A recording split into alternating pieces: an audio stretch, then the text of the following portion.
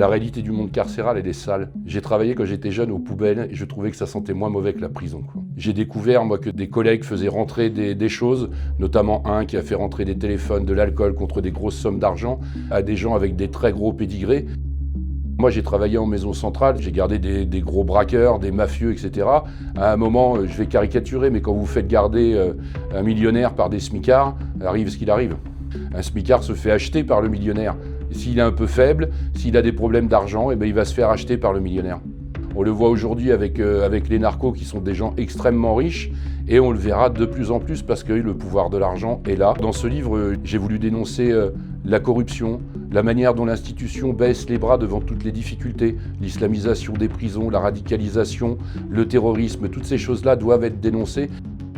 Quand Sébastien Pitot est venu vers moi, je me suis dit « Ah, enfin on va pouvoir pénétrer derrière les murs de la prison ». Sébastien Pitot a travaillé pendant 20 ans dans une des maisons centrales les plus sécurisées de France.